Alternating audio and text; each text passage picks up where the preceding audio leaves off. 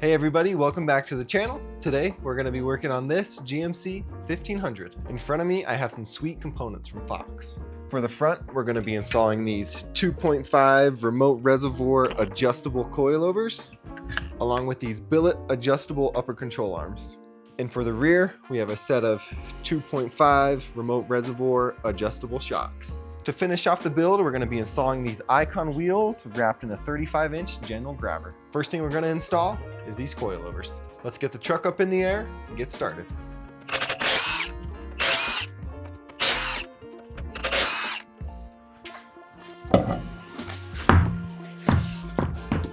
First thing I'm going to do on this install is remove all the brake lines and wires from the knuckle and upper control arm so that as we start taking things loose, I don't accidentally pull and break any of the lines.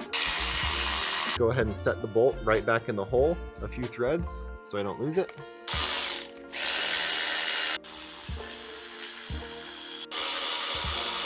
Next up is to remove the sway bar end link over here and let loose our tie rod over here. Before I really start pulling anything apart, I'm going to support the suspension with a transmission jack so that nothing falls down while I'm working on it. Now that I have the suspension supported, I can go ahead and pull out the sway bar end link. And like the brake lines, I'm just going to go ahead and put the nut right back on so I don't lose it. To get the tie rod off, I'm using a 21mm socket on my 1/2-inch impact. Before I take the nut all the way off, I'm going to give it a good whack. As you can see, it's not free, so I'm going to whack here to loosen it up.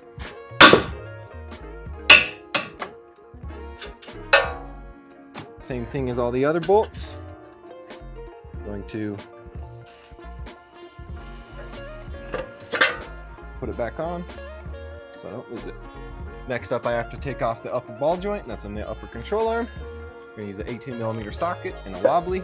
And same thing as the tie rod. I'm going to give it a whack to shake it loose.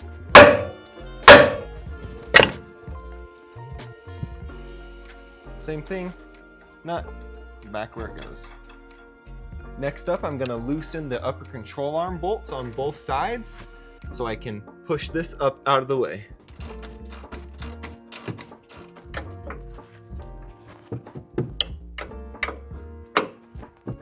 Next, I can start working on the upper strut mounts. On GMs, they have these plastic clips on top of the struts. Just have to use a pry tool.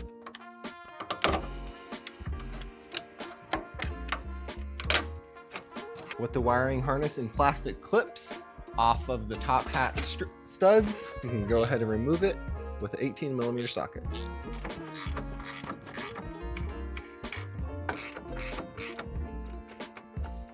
Now we can remove our bottom strut mount with a 16mm wrench on the top and a 16mm socket on the bottom.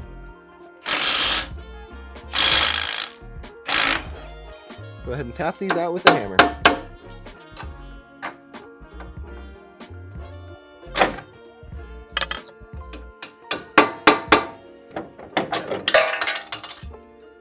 Now our strut is free and we can work it out.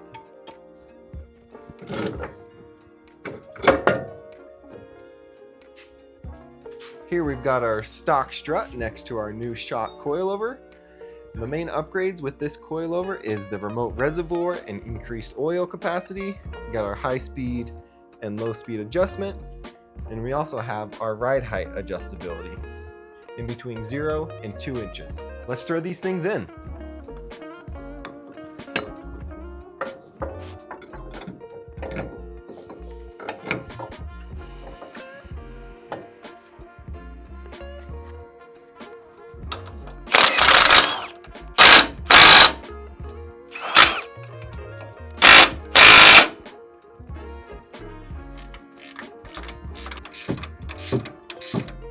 Now that we've got our coilover installed, we can move on to the new upper control arms. First thing we got to do is take the stock one out.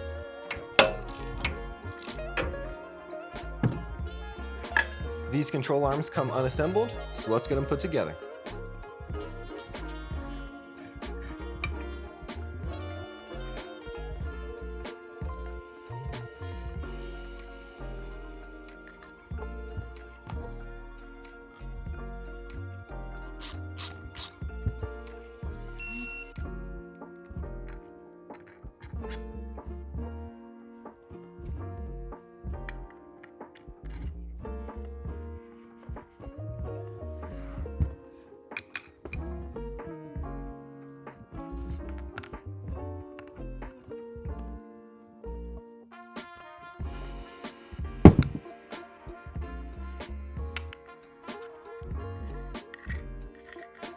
With our control arm fully assembled and our threads set to 5/8 of an inch, we can go ahead and throw it in. One final piece we have to do before we install the new control arms, we have to cut this tab off right here. Now we can throw in our upper control arm.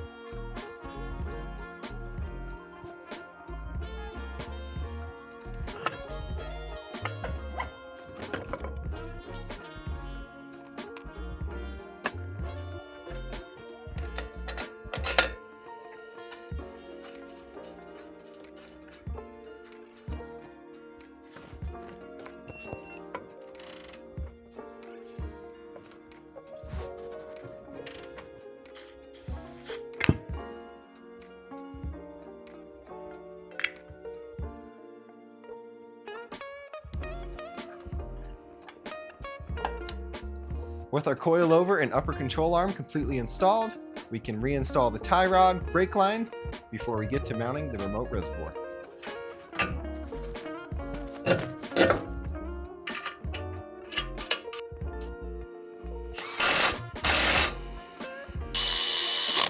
Now that we've got everything put back together, we can move on to installing our remote reservoir. The remote reservoir bracket mounts to this skid plate bolt, sandwiched between the skid plate and the frame, and then we'll use a self-tapping bolt in the little hole.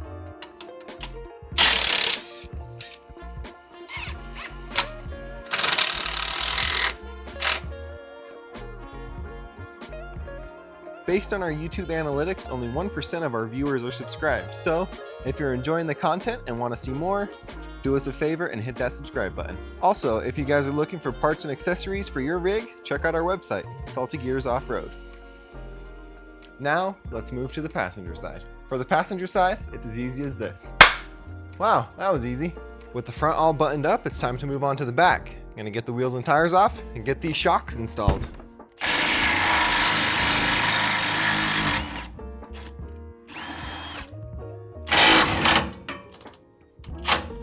I've got the stock Rancho shock out, and I want to go ahead and compare it to our upgraded Fox shock. For the Rancho shock, this is your extremely basic shock, small body, low oil volume, and will experience shock fade pretty quickly.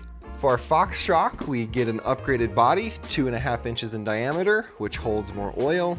We also have a remote reservoir, which holds more oil, and with more oil, you have cooler oil, which means you won't experience shock fade. And my favorite part about these is they're high speed and low speed adjustable. Let's get the new one installed. The remote reservoir on this shock mounts right here on the frame rail.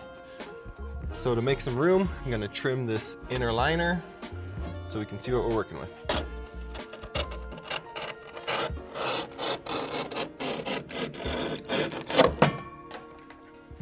The first thing we need to do for this install is slide the reservoir in between the frame and the bed, and I found that it's easiest to do that before installing the shock.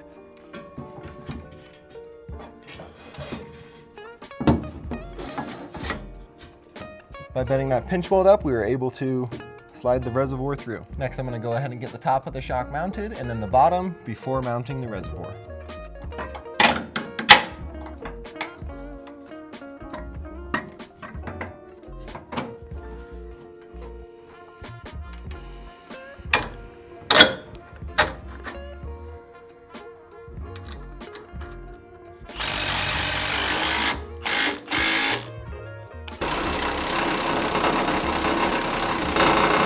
To get my reservoir in the right spot, I'm gonna mount my bracket, hold it up, mark the bracket holes before permanently mounting.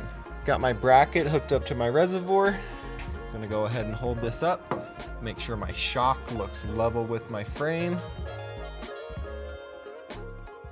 Here's my mark I had while holding the bracket up. I'm gonna go ahead and just drill one hole and install one side of the bracket and then use the other hole on the other side of the bracket to make sure my hole is in the right place.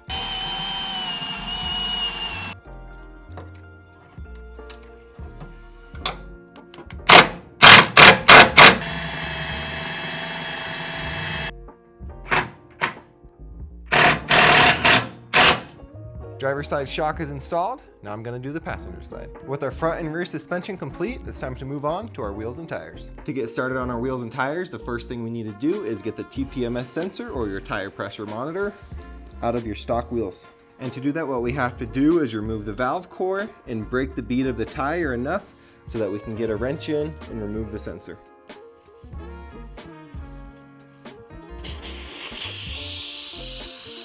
Now that all the air is out, we can break the bead. With the bead broken, we can push down the sidewall of the tire and remove the sensor.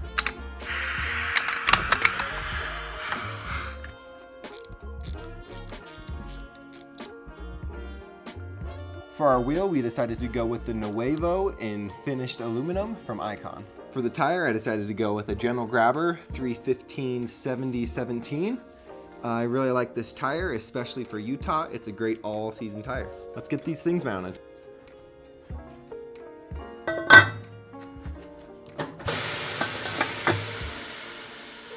Personal tip here, I always install the sensors after I get the tire on the wheel. It just has a lot less chance of breaking these sensors. And I know because I've broken a few.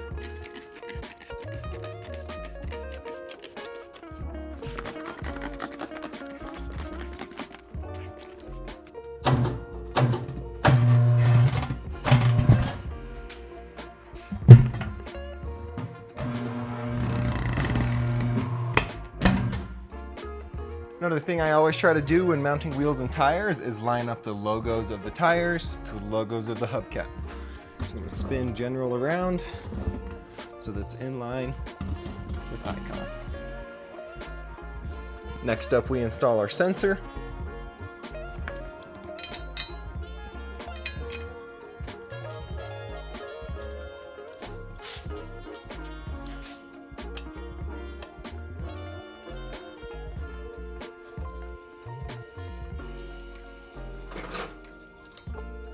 With these tires, it'll be pretty difficult to get them to take air because of the space between the tire and the wheel.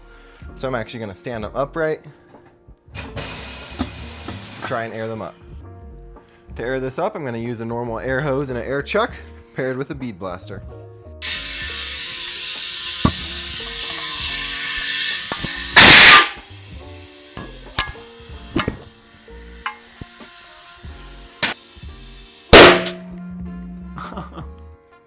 Next up is the balance.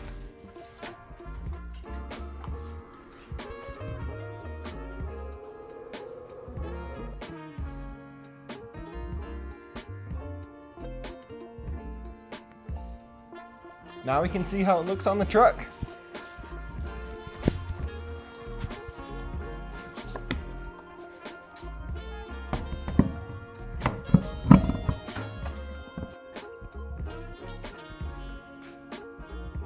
Let's do that 3 more times.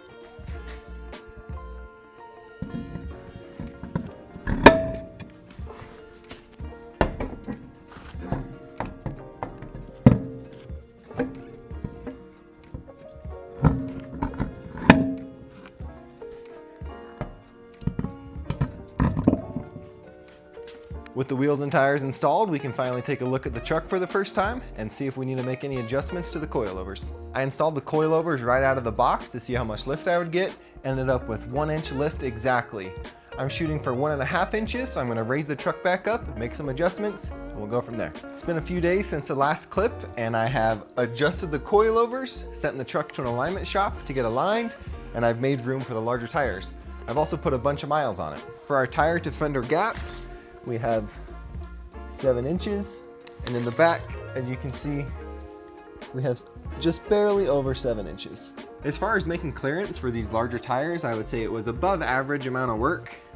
I've removed this plastic bracket from the back of the fender well to make room, and I pulled this metal bracket off in the front to make room. I'll go ahead and turn the wheel back and forth so you guys can see how much clearance we have.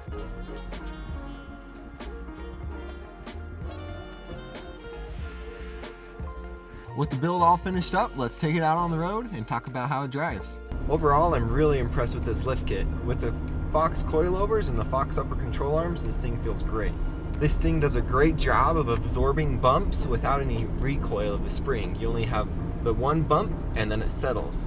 Whereas stock, you would go for a bump and then you would kind of have another little bump after that.